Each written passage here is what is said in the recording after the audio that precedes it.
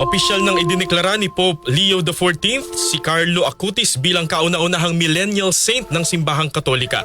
Pumanaw si Saint Carlo Acutis sa edad na 15 noong 2006 dahil sa leukemia. Nakilala siya sa paggamit ng kanyang husay sa computer coding upang lumikha ng mga website na nagpapalaganap ng pananampalataya. Dahil dito binansagan siyang God's influencer.